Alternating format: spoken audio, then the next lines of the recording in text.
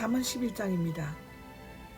본장은 10장에서 이어지는 솔로몬 잠언 제2부의 연속으로 의인과 악인에 대해 포괄적인 정의를 내리고 그 성격을 규정하는 전장과 달리 일반적인 삶, 특히 대인관계 등에서 실천해야 할 지혜를 다루고 있습니다. 이렇게 함으로써 본석 기자는 지혜의 영역을 전반적인 부분으로 확장하고 있으며 지혜가 인간의 생활에 있어서 차지하는 중요한 위치를 강조하고 있습니다.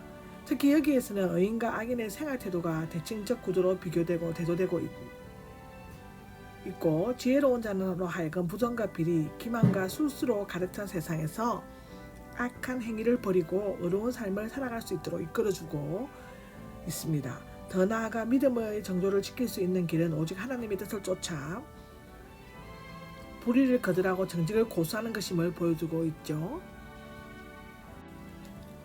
의인과 악인의 사회생활에 대해서 1절에서 23절에 기록하고 있는데요. 여기에서는 이상적인 삶의 정황 속에 살아가는 의인과 악인의 모습과 이에 뒤따르는 형통한 삶의 여부를 대조시켜 열거되고 있습니다. 그러나 실제 생활에서 부딪히는 여러 가지 삶의 주제들이 계속 반복되어 등장하기 때문에 본문은 내용별로 묶어 소개하는 것은 매우 힘듭니다.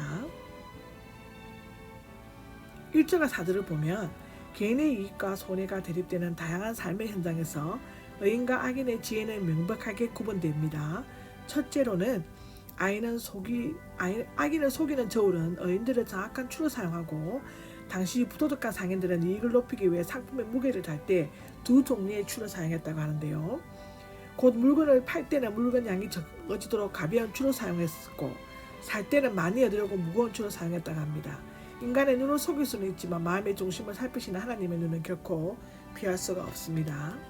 두 번째로는 재물은 평소에는 좋은 것이지만 하나님께서 심판하시는 진노의 날에는 전적으로 무의미한 것입니다. 그러나 의로움은 심판을 면하게 하여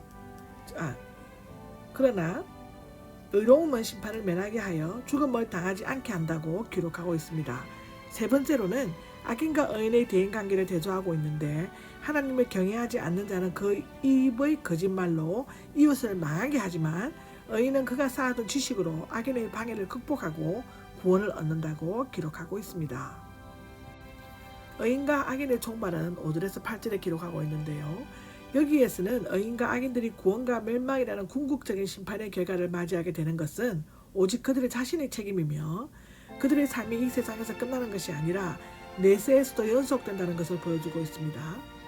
사실상 욕심의 눈이 가리워지지 않는 흠없는 자는 안전하고 올바른 길을 걷게 되지만 악인은 그의 비뚤어진 양심 때문에 기준을 잃어버려 비틀거리며 넘어져 버린다고 합니다.